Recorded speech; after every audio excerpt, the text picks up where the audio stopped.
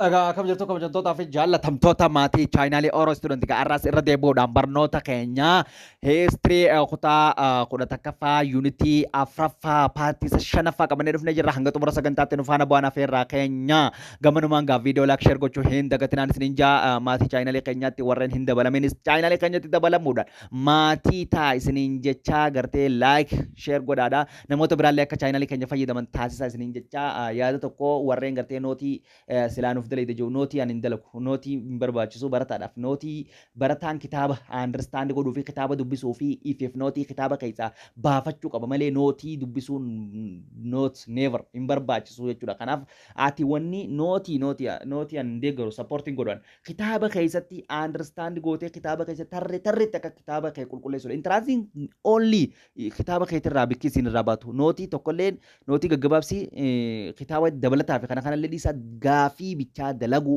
kitaaba understand godhudha wanni baratarraa eegamu jechuudha.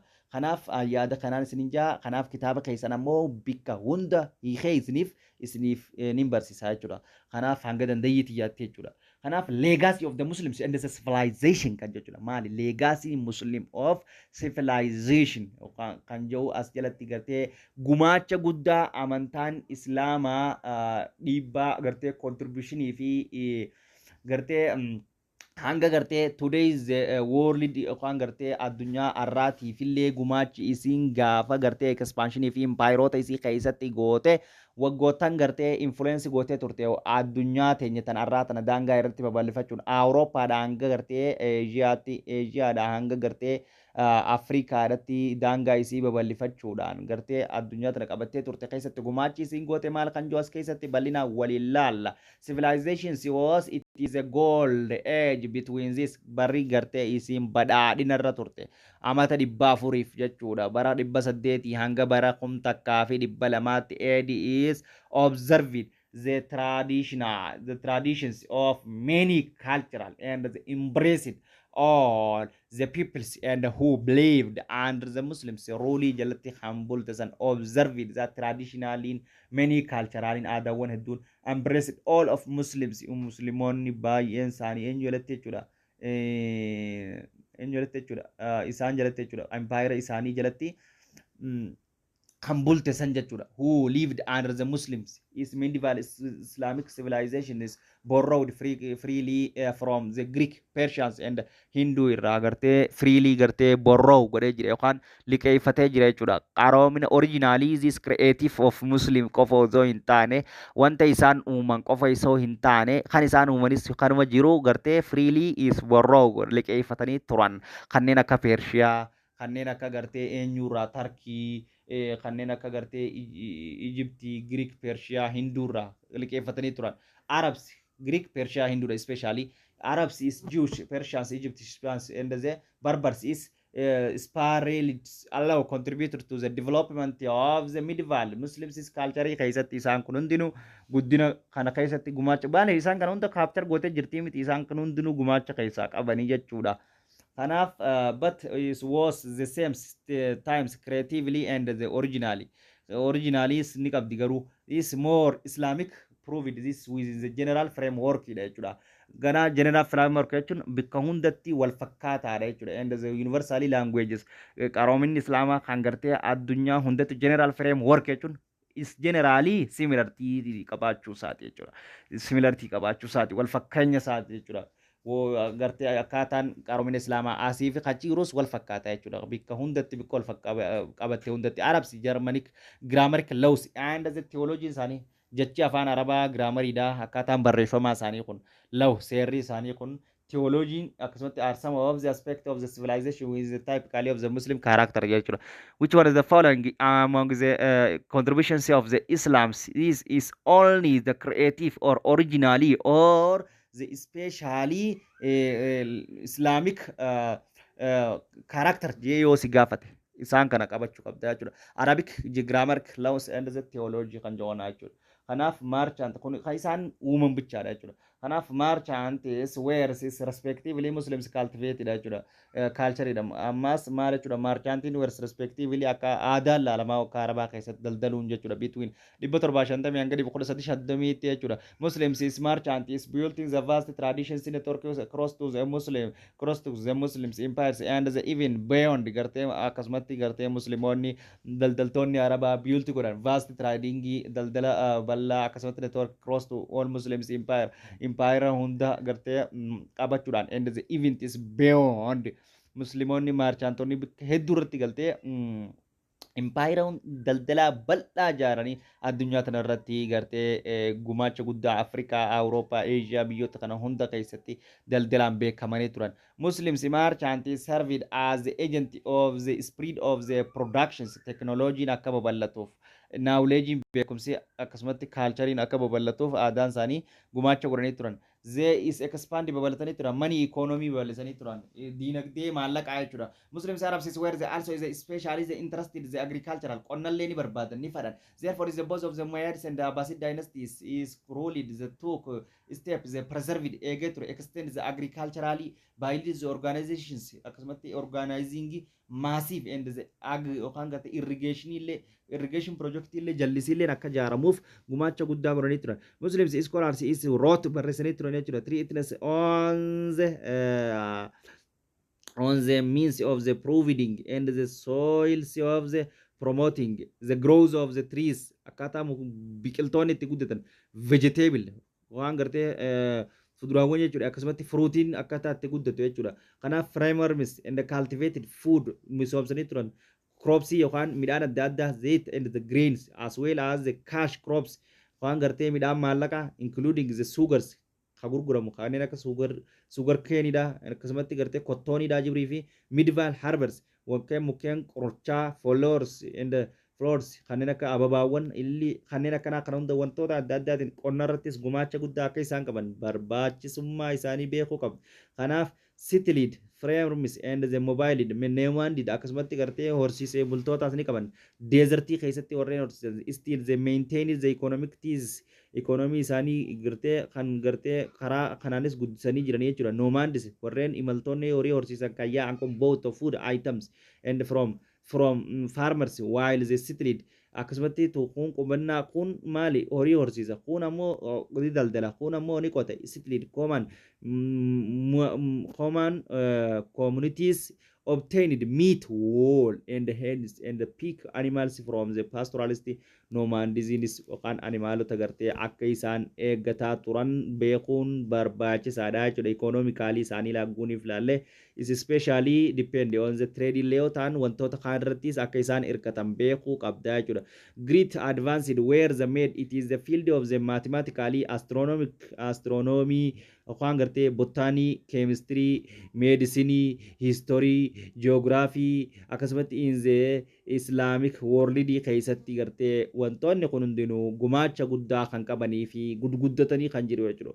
Barnootaanis jechuudha. Bara yogguu gamaroonata ilaa mathematics astronomy botany chemistry dhaa fi history daas kan laalanii jechuudha. Both of the boys girls received the elements of the education isaan lachuu dhiiraaf dhalaan inni baratan which is the emphasis xiyyeeffannaan isaanii reading dubbisuudhaaf writing skill linguistic quraana fa'aa dubbisuudha akkasumatti schools of the religious yookaan gartee instructions and the Islamic laws is afford higher levels of learning gartee akka jiraatuuf gumaacha religious instruction akkasumatti in Islamic law afford higher levels of learning sadarkaa barnoota olaanootti illee akka isaan barataa turan. Baghdadin Cairon Cordoban magaalonni kun Timbuktuun where is among the renowned centers of high levels of the learning in the various fieldiin adda addaa bikka gartee itti baratamtu magaalota Baghdad Cairo fi fakkeenyaaf especially kanneen akka Timbuktuu fa'aa keessatti barumsaaf iddoo seentariidha jechuudha. Kanaaf they also the represent yookaan gartee reserved ancient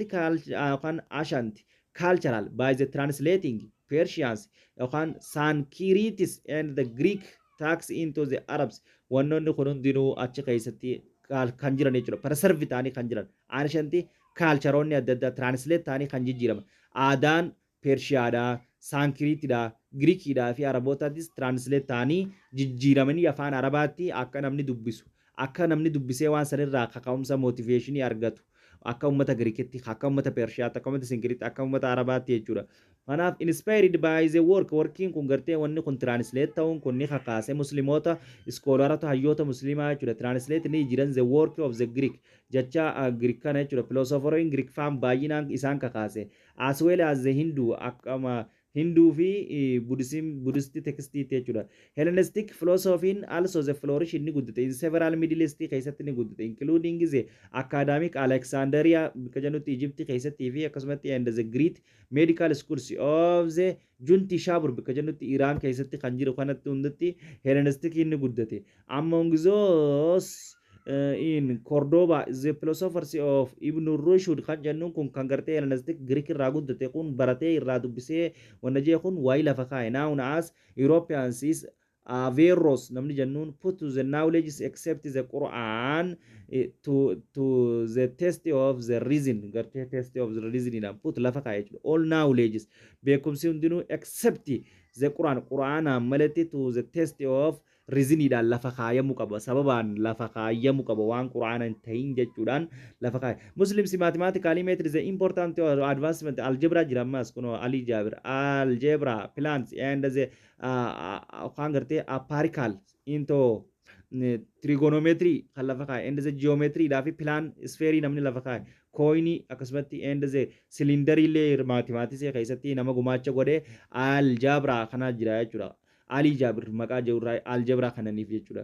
Arabic numbers kan garte Arabic numerals where is the ukarte decimal fraction jechuudha. Decimal fraction illee akka isaan guddisan fraction jechuudha. Decimal if fraction they applied the mathematical knowledge to the business and the counting to bank where established Baghdad keessatti illee bankiin akka dhaabbattu isa warra godhe and other cities early the 9th century land seriously the astronomically calculations and the mathematical device kanaafu gartee bankiin akka achi keessa dhaabbattuu fi land serving akka lafa gartee safaruutti astronomic calculationiin lafa safaruudhaa fi waa'ee gartee hawaadhaa astronomic calculation hawa kana keessa wantoota jiran kana qorannee shalaguu mathematically device gartee kan hundinuu lafa kaayamee uummata Arabaatiin gumaachi guddaan addunyaadhaaf ta'ee jira. Kanaafuu in the medieval and the public health Muslims built the work of the ancient Greek illee warraan hojii ancient Greek jajjabeessanii turan. Hanan Hunayn ibn Ishaq namni jennuun kun developed the science of the optics namni guddise bar Hunayn ibn Ishaq optics namni guddise physician study nama qorate botany chemistry dhaa fi akkasumatti order to the discovery of the creative drug gartee nama qoricha uumedha and the remain being and the various poisons gartee poisons hedduu gartee kan ifirraa ittisu gartee daa summii akka gartee daa qorichaatiif kan argatedha jechuudha. Druggy gartee and the remediating to the kan fooyyeessu jechuudha oguni summii nama wannagooti. Kanaaf the government sent to up areas and treated the people who could not get into city. Government sent to up is hospital where is injured and the sick people could get to treatment akka godhu mootummaanis gartee hospitaala dhaabee jechuudha where the injured and the sick kan namni gartee miidhamaniif itti dhukkubsatan keessatti yaalaman jechuudha.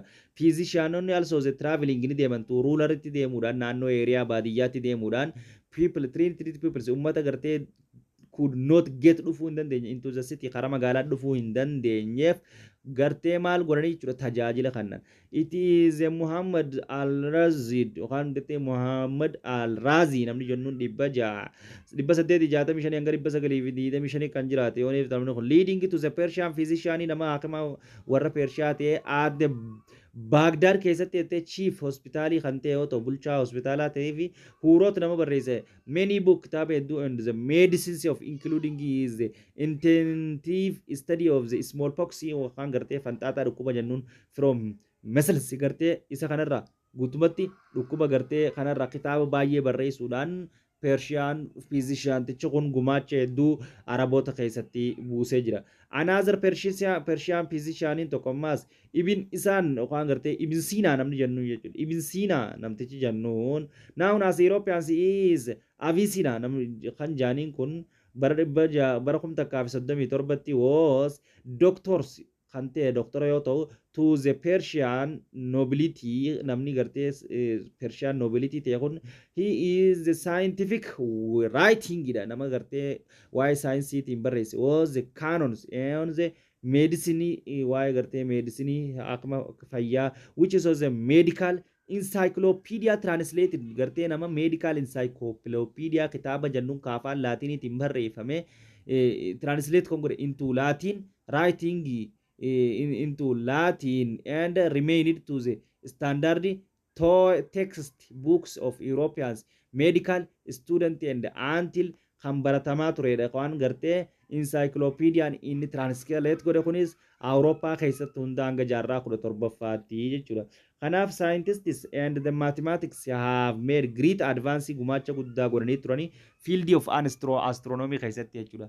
Kanaaf Muslims like other peoples akkuma ummata addunyaa kan biraatti through that is the heavenly bodies of effect the lives of people's cities and the states.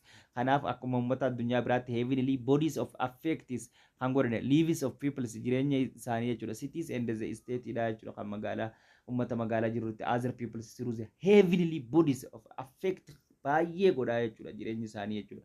Kanaf so many califating kanaf kept to court of the astronomy as kan garte astrology qaban kan adversary qarren jennu gorsitoota Muslims khalifatonni warreen bulchanii dabran jiru. Muslim scientists also used to the astrology hanani guddisan device to the measuring safara nature the heights of the star astrology qaban warreen kortii keessatti jechuudha warreen gartee kalifatonni kanaaf astrologeroonni kun maal godhani major godhan the heights of star gartee height starin lafarraa qabdu dheerin ol ka'iinsa isiin qabdu hangam takka lafaa fi urjii jidduu fageenya jira that is a building primitively various of the telescope kan gartee jalqabaaf gartee telescopeidhaan laalanii jechuudha. They observed that the movement of the star and the earth gartee movement yookaan sochii urjiin gootu and the earth laftinis gootu.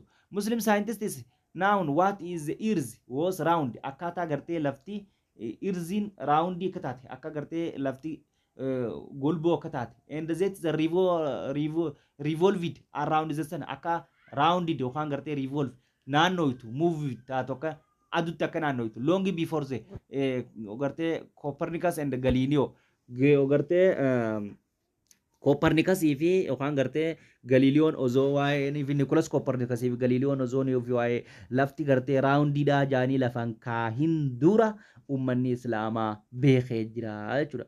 Kanaaf descriptive geographically and descriptive geographically why geography is qoratan why history is qoratan favorably subject in jajjabaan yookaan babbeekamaan inni uchi keessatti subject gartee isaan kana jechuudha history fi subject kanaalaa jechuudha.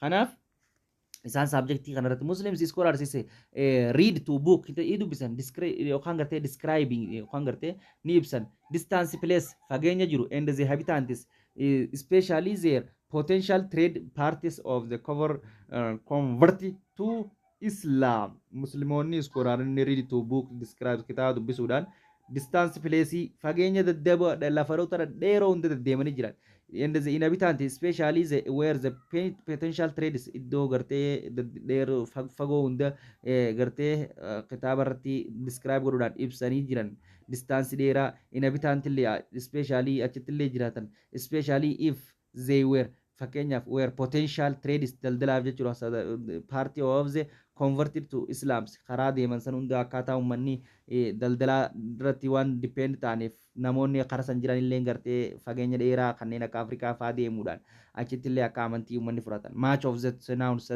sub-Saharan Africans from 9th century and 13th century comes to the form of the writing of the Arabs traveling to the geography garta ummanni Arabaa ummanni Muslimaa jechuudha. Saharaan tun gammoojjii addunyaa beekamtuu akka taate jaarraa 13ffaa fi jaarraa 9ffaa keessatti waa'ee Afrikaadhaa kana now about Saharaadhaanii gartee beekanii jiranii jechuudha.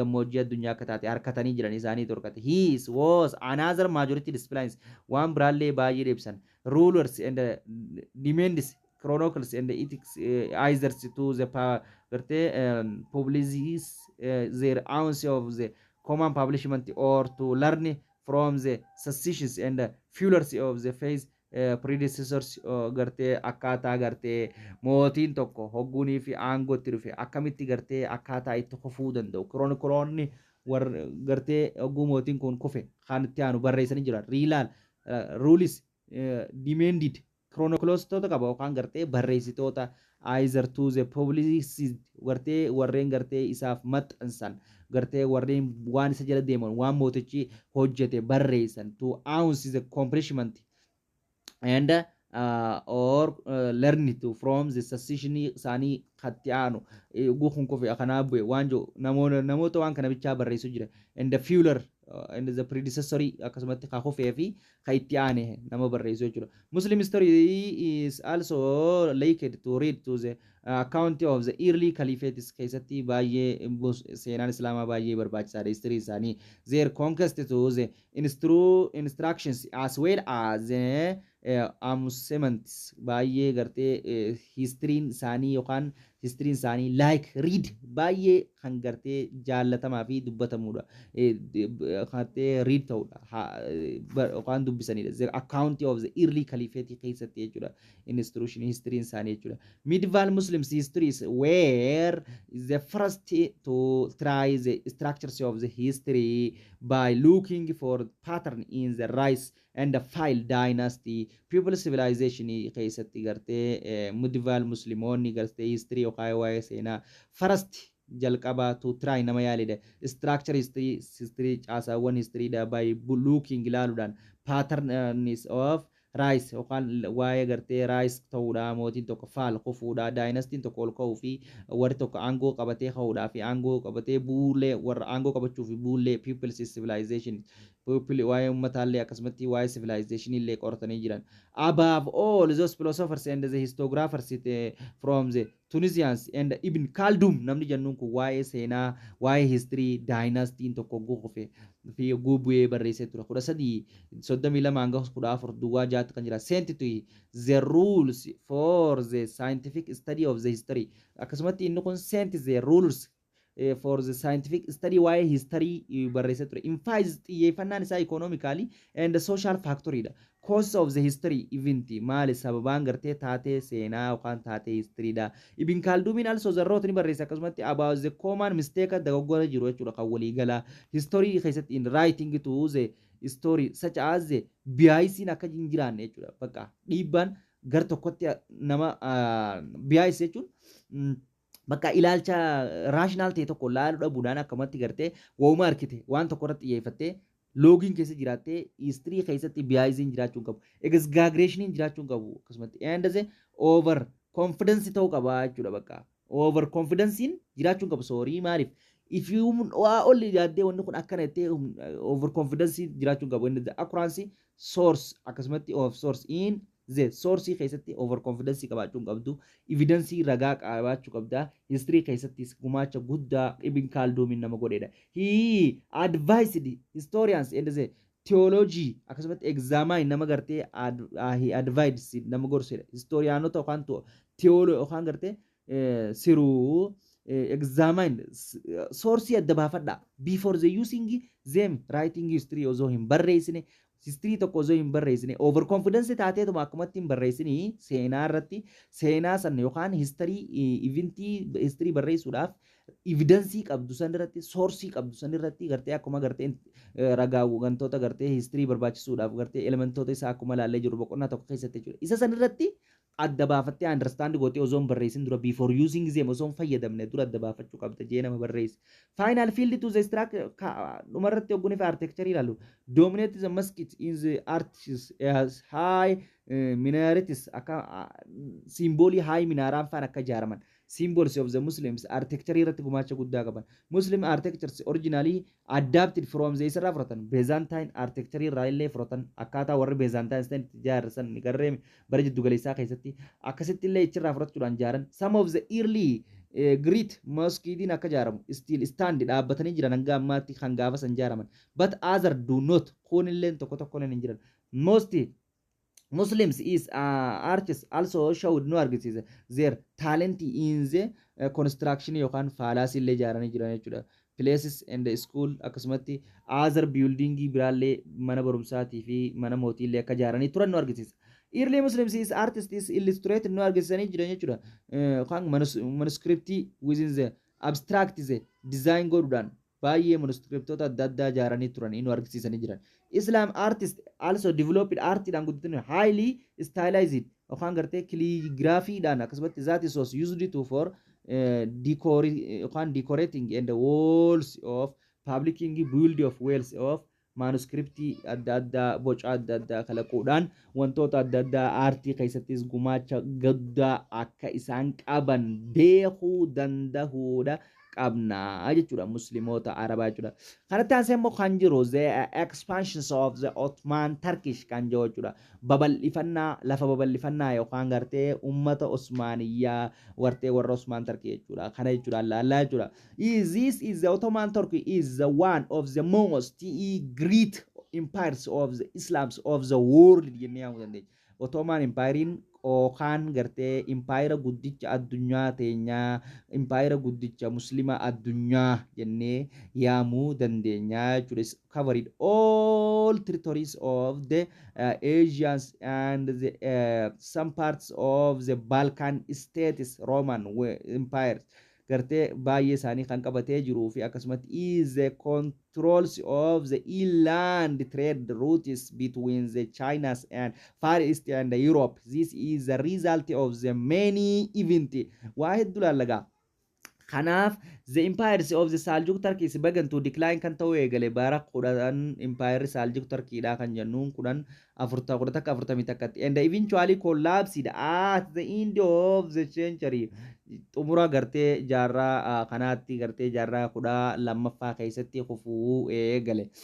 Kanaaf bara kudha lama duwwaa jaatti Gaanis Khan found the Mongol empires in the Central Asia irraa dhufu namni Gaanis Khan jennuun kun Mongol empire warra Mongol lal the Gaanis Khan namni jennuun kun empire kana jaare is since is the Mongols empires have expanded babalatan in the all directions kallattii hundaanuu babalatan by the late of the 13th century umura jaarraa kudha sadaffaa irratti frame Seljuk Turkish empires was replaced the Mongolotaan bakka bu'ee jechuudha empire warra Turkey jechuudha. Kanaaf Ottoman Turkey is the Seljuk before them is where the Turkish is speaking and pastoralist who made to the from the Central Asia warren dhufan Ottoman Turkey kun Seljuk Turkish before Seljuk Turkish kan bakka bu'een jiru Ottoman Turkiin Central Asia irraa dhufuun daangaa isaanii warreen afaan Turkii dubbatan akkasumatti speaking the pastoralist warreen ta'an jechuudha Turkii dubbatan horii horsiifattoota yookaan pastoralistiidhaa fi Central Asia irraa dhufuudhaan qabatan they were the conquerors sunni islaamitti jaarraa kudhanaffaa irratti amantii islaamaa furatan the Ottoman Turkish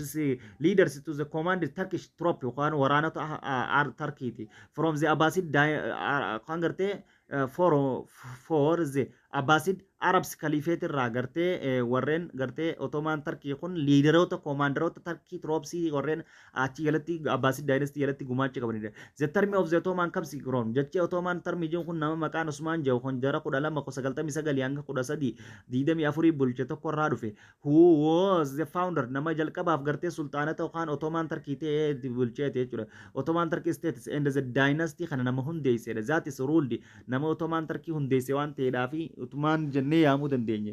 Kanaaf starting from bara 1280 irraa eegalee the Ottomans spread babal'atan cross Asians minors gartee Asian qaxxaamuruudhaan Asian minorootaa fi the Balkan state region irra biyyoota gartee East Europe kan jennuun kana guutummaan guutuu isaaniitti Ottoman Turkey irra babal'atte.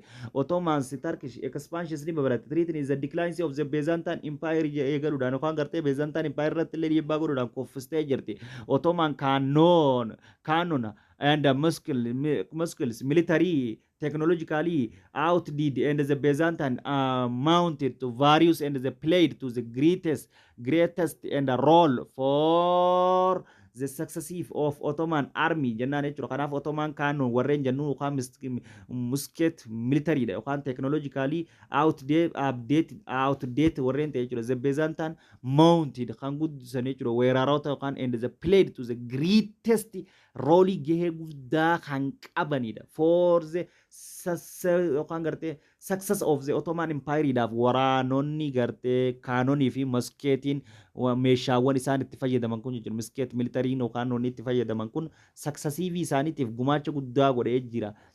Kanaaf Ottomans cannons as blazed the defensive wall qabdi akkasumatti Constantinople gartee Ottoman canoniin gartee blaze godhuudhaan the defensive walls of Constantinople wanta cabsuudhaan mootan bara 1453 sultaan yookaan mertee Mehmet the second the conquering godhe jechuudha. Bara 1400 hanga 50 takka 1480 takkaatti to control of the city guutummaan guututti magaalaa Constantinople qabate. He remained the Istanbul je boggaase gana Constantinople made it is the capital of the Ottoman Empire godheeti yookaan Byzantine Empire karash godhuudhaan cabsuudhaan gartee Constantinople qabachuudhaan Istanbul center of the Islam godhee qabatee ture. Kanaaf the Ottoman Empire is continue kanumaan itti fufuudhaan Ottoman Empire gartee Empire Ottoman Empire dha itti fufuudhaan in territory of territories they were next waggaawwan 200 itti fufe. Latis in addition to where Iraq is and Syria is Palestine qabachuudhaan Syria where Iraq Syria Palestine Arabian Peninsula Egypt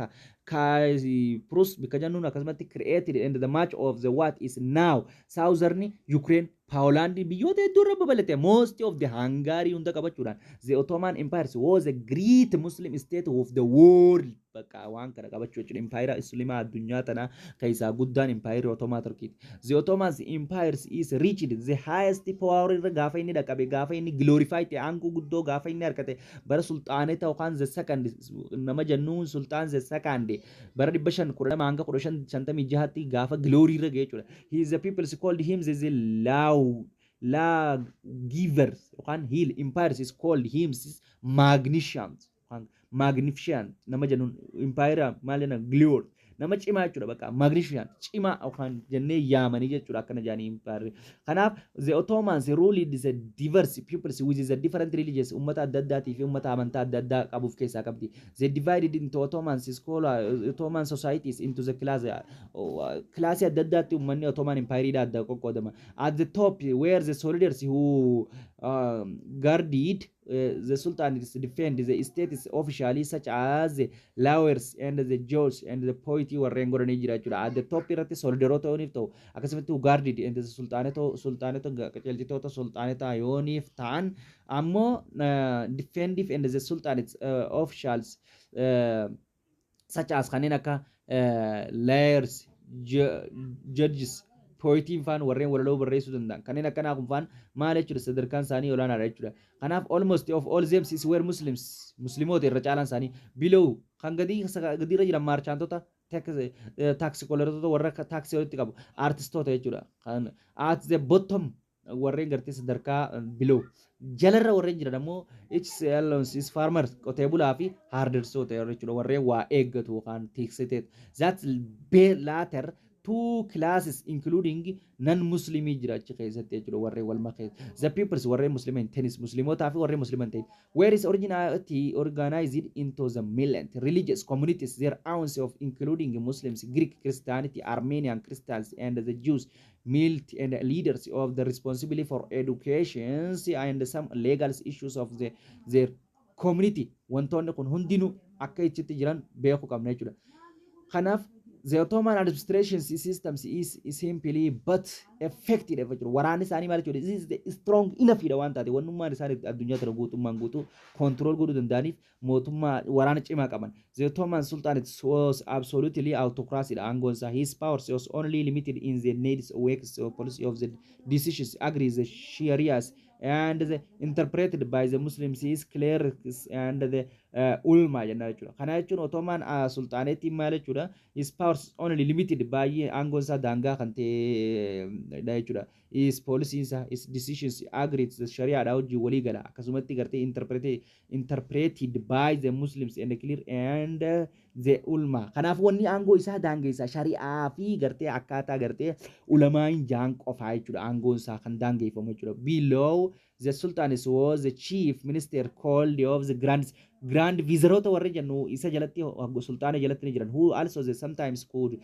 commanded and army yookaan gartee waraana hoggana yeroo tokko tokko when Ottoman sultanates were less capable the particularly after the Sulaiman hogguni fi dadhabaa dhufe eegaya Sulaiman zafarastiin du'ee booda waraan mootichi isaanii sultaanni isaanii it was strong and the competent grand viziroonni maal godhan the officials aangoo mootummaa hunda harkatti qabachuudhaan the empires together empire hoogganaa turanii jechuudha bakka buusni danda'anii jechuudha warri isa jala jira kun grand viziroota warri jennuun kun Ottoman army was relatively efficient waraana jajjabaa jira the infantry waraanni miilaa kan janisari jennu jira maqaan isaa was is ruling to the professional and the core of the Ottoman army da jechuudha waraana beekamaa kan ta'edha jechuudha they were the restricted from the regular tributaries the Christian children gartee ijoolleedha gartee regular tributary dhaan akka biraatti irraa guurratan warreen gartee Balkan state control godhanii jiran san irraa ilmaan kiristaanota irraa guurratanii ilmaan xixiqqoo jechuudha waraanummaa keessa guddifatan by the Christian films on the Balkan irraa jechuudha and the brought up to the Muslims and highly treated achitti guddisuudhaan the best soldier waraana jajjabaa godhan as the place of the school iddoo mana barumsaa itti gartee keessatti barsiisaa ni barumsa ni barsiisan amantaa ni barsiisan waraanummaa ni barsiisan jechuudha janissaries were the respectively and the feared and by the enemies of the Ottoman baay'ee diinota Ottoman itiin sodaatamaadha their skill kan qaban jabeenya display ni kan qaban encouraged the fanaticism dha jechuudha baay'ee isaan sun waraana cimoo waan jechuudha waraanni gartee janissarii jennuun the Ottomans is created this is efficiently efficient dha jechuudha waraana cimaadha infant yookaan late force dha yookaan gartee their early decades of the 15th century keessatti waraana baay'ee sodaatamaa fi addunyaa tana sodaachise qabdii jechuudha Ottoman Turkiin it was armed with the gartee muskets and the cannon warreen gartee kaanonii qaban meeshaa waraanaa and another dukaan gartee meeshaa waraanaa kan gartee dhawamu jechuudha kaanoniin another divisions of the Ottoman armies was Sfey warreen jennu jira jechuudha Turkish cavalry waraana fardaati kun it was a composite the holders and the times fifi warreen qaban and guaranteed by the sultanate dhaatu lafa kannaaf jechuudha it is manors yookaan Asian manors and the Europeans Turkish cavalry was required to arms itself within the horses and the weapon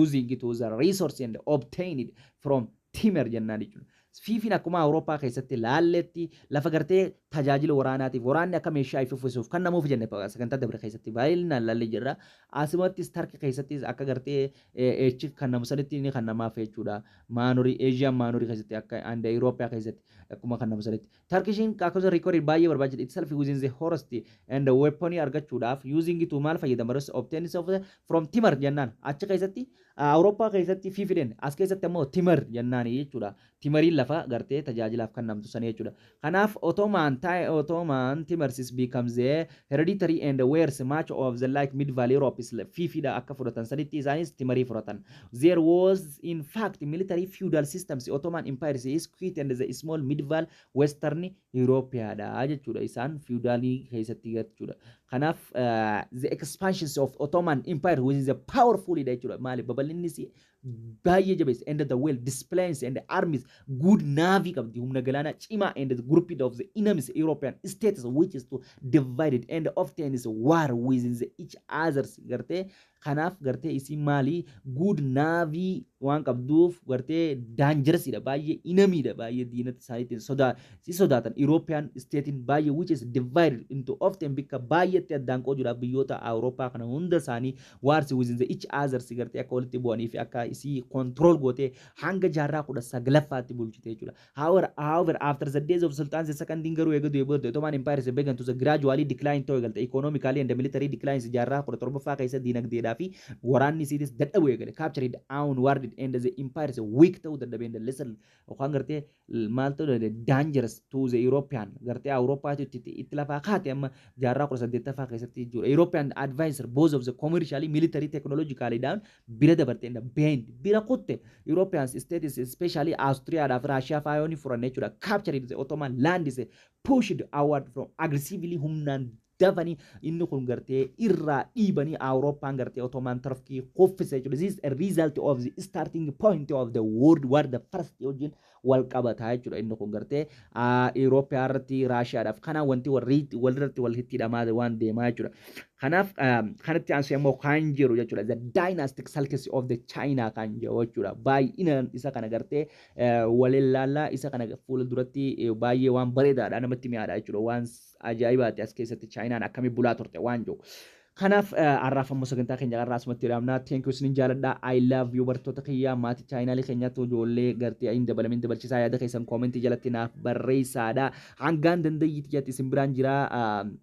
Kanaaf isinis fatti waqaa taf taatanii kitaaba dubbistanii jabaachuu qabdanii akkasitti gartee jijjigaa yaayinaadha jajjabaadhaadha gaafis isiniif hin dalagaa jechuudha.